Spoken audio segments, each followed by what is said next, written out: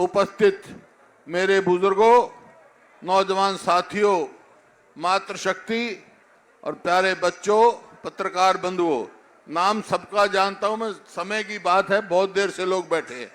मैं अपनी बात थोड़े ही समय में सबको आपको कहूंगा। आज काफी बात, आज हम यहाँ इकट्ठे हुए हैं उन 750 किसानों को श्रद्धांजलि देने के लिए जिन्होंने अपनी शहीदी दी। तो सबसे पहले मैं उन किसानों की शहीदी को नमन करता हूं। और आज की हाजिरी ये साबित करती है कि जो शहीद हुए किसान, उनकी जो है शहीदी खाली नहीं जाएगी। भाई ये देखो, ये एक साबित करते हैं कि किसान की आवाज कोई दबा नहीं सकता है, किसान की आवाज में दम है। और ये उन बहादुर शहीदों का है जो जिन्होंने, नहीं तो किसान की तो आवाज तो दब गई थी।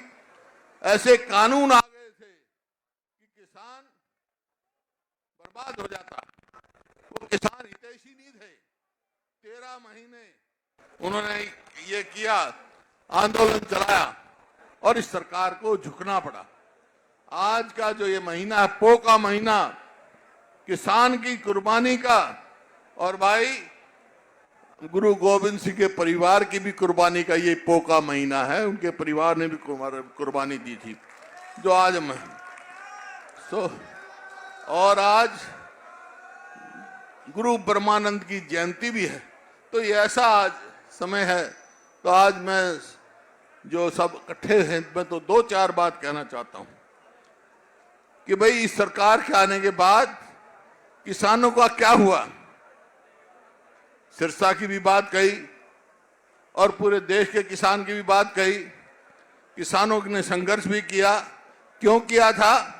और जब 13 महीने के बाद किसानों के साथ समझौता हुआ तो क्या था, ये कहा था कि एमएसपी की गारंटी दी जाएगी, कमेटी बनेगी। वो कमेटी कहां गई, आज कोई खबर नहीं। अरे 2005 में हमारी सरकार बनी है, किसानों की समर्थन से बनी। तो हमने सबसे पहला काम क्या किया था, जो हमारी पूर्व सरकार, मैं किसी की निंदा नहीं करना चाहता, पूर्व सरकार जिसने बिजली के बिल के सब भरने के लिए किसानों को गोली से भून दिया था। 1600 करोड़ बिजली के बिल पहली कलम से हमने माफ किए थे पूरे देश के, हरियाणा के किसानों के। और 2136 करोड़ कर्जा माफ किया था। और जो किसान फसली ऋण लेता है उसके ऊपर ब्याज 0% किया था। जो 14% था पूरे देश में, किसान ब्याज 4% से ज्यादा नहीं देता। लेकिन आज क्या हो रहा है किसान के साथ, क्या मजदूर के साथ हो रहा है, बहुत सारी बातें, सबकी चर्चा नहीं करता मैं। 100 के गज के प्लॉट दिए हमने, और बैकवर्ड क्लासेस के और गरीब आदमी के बच्चों की स्कॉलरशिप दी। लेकिन सारी स्कीम बंद कर दी, सारी स्कीम बंद कर दी। अरे गरीब आदमी को हम 5 किलो अनाज के साथ तेल भी देते थे, घी भी देते थे, चीनी भी सस्ती देते थे, दाल भी सस्ती देते थे। ये क्या दे रहे हैं भाई, ना गरीब के, ना किसान के, ना मजदूर के, ना व्यापारी के, ना कर्मचारी के भाई। तो यह आज ये कारण है, पूरा हरियाणा इनसे विमुख हो चुका है। अब सवाल आया भाई, अभी पीछे विधानसभा की उसमें था, तो बैकवर्ड क्लास जो है उसकी रिजर्वेशन की क्रीमी लेयर 6 लाख रुपए थी सीमा, इन्होंने बढ़ के 8 लाख कर दी। 8 लाख कर दी, नहीं 8 लाख से 6 लाख घटा दी। 8 लाख थी, 6 लाख कर दी, इन्होंने घटा दिया ताकि वो ना मिले। नौकरियों का क्या हाल है बता चुके, दीपेंद्र बता चुके, उदयभान जी ने बता चुके। इस बात की ज्यादा चर्चा मैं नहीं करता, लेकिन यहाँ रोज हड़ताल रहती है। हमने सफाई कर्मचारी भर्ती किए, आज तक कच्चे हैं।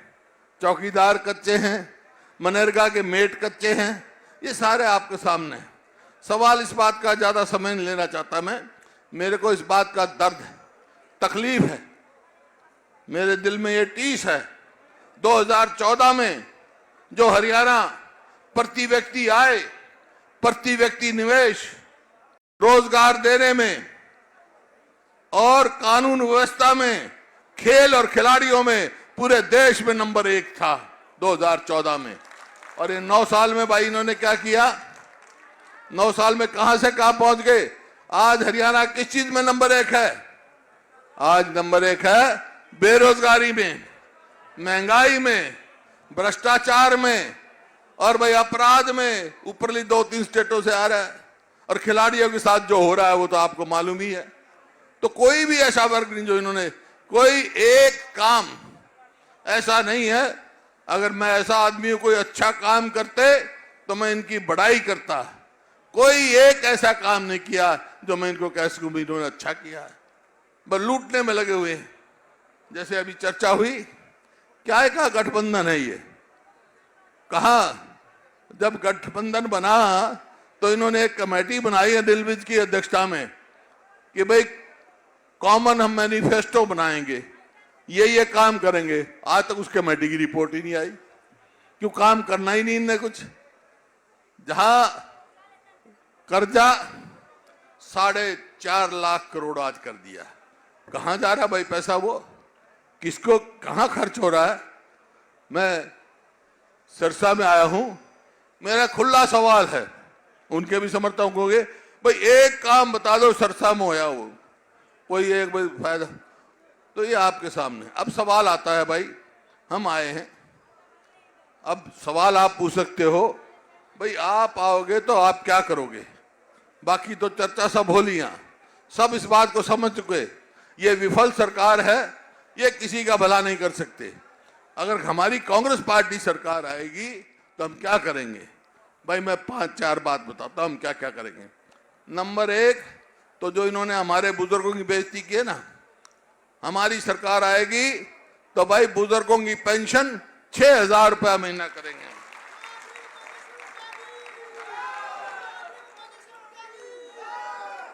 और जो हमारे समय में गैस का सिलेंडर की कीमत 400 थी, अब 1150 हो गई। तो हमारा ये फैसला है, हमारी सरकार आएगी तो मेरी बहन बेटियां आई हुई हैं, सब आजकल सब गैस पे रोटी पकाते हैं, 500 रुपए से ज्यादा सिलेंडर नहीं होगा, 500 रुपए का सिलेंडर मिलेगा। इसी प्रकार से 300 यूनिट बिजली की फ्री देंगे भाई, 300 यूनिट तक जो खर्च करेगा, ताकि कम खर्चा हो। इसी प्रकार से 100 गज के प्लॉट फिर से हम शुरू करेंगे, ठीक है। और भाई जो है, जो हमारे सफाई कर्मचारी हैं, चौकीदार हैं, मनरेगा के मेट हैं, उनको पक्का करेंगे हम। अब ये तो इन्होंने एक वो खोल रखा है कौशल रोजगार निगम, सिर्फ धोखा है युवाओं के साथ, धोखा, ना उनकी पेंशन ना पक्की नौकरी, ऐसे ही मतलब टाल रहे हैं। और उसमें इतना भ्रष्टाचार है कि आप पूछ नहीं सकते, खिलवाड़ की जा रही है हरियाणा के युवाओं के साथ। तो भाई वो तो खत्म करेंगे हम। और जो हमारी फसल और फसल का ब्यौरा और ये पहचान पत्र ये चला रखी है, ये सब लोगों को परेशानी का है। कहीं पेंशन काट रहे हैं पहचान पत्र के नाम पे, कहीं राशन कार्ड काट रहे हैं। तो सब इसको, इनसे छुटकारा देंगे, जिसका जो हक है वो उसको हक हम देंगे। बाकी सवाल आया यहाँ एक तो जो, क्योंकि आज उन शहीदों की याद में, इसमें कोई दो राय नहीं, सभी ने कहा, डॉक्टर केवी सिंह ने कहा, दीपेंद्र ने कहा, भाई हमारे अध्यक्ष जी ने कहा कि जो किसान जो शहीद हुए हैं, जिस तरह कंडेला में हमने दिया था, उनके भाई परिवारों को कांग्रेस की सरकार आएगी तो उनके परिवारों को एक नौकरी देगी और उनको शहीदी का दर्जा देगी, शहीद का दर्जा देगी उन किसानों को, ताकि शहीद और कोई ना कोई स्मारक बनाएगी। छोटी शहीदी नहीं थी।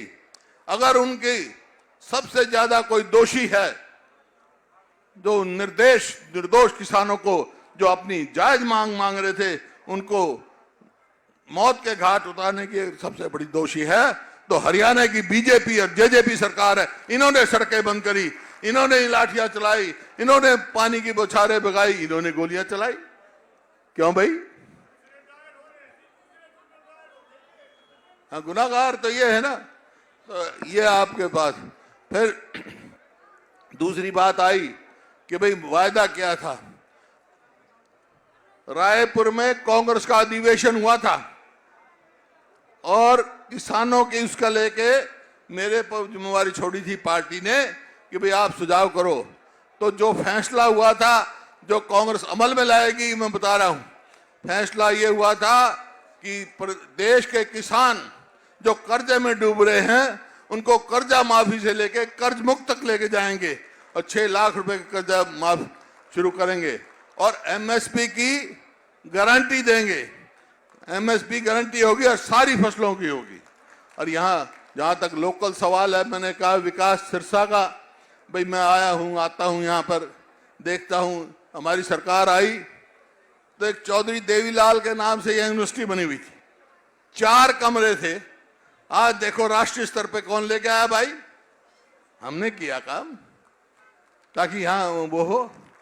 O2 झील, जहां सारा पानी आता, झील की खुदाई हमने करवाई।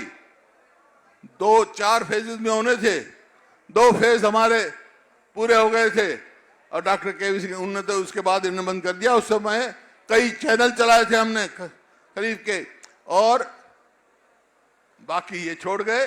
जैसे डॉक्टर साहब केवी सिंह ने कहा भाई हमारी सरकार आएगी तो भाई 4 फेज पूरे किए जाएंगे। O2 झील की खुदाई करके नहर के पानी के चैनल खोदे जाएंगे तो यहाँ इंतजाम हो सके। दूसरा, यहाँ पर ज्यादा पैदा होता है बीटी कॉटन।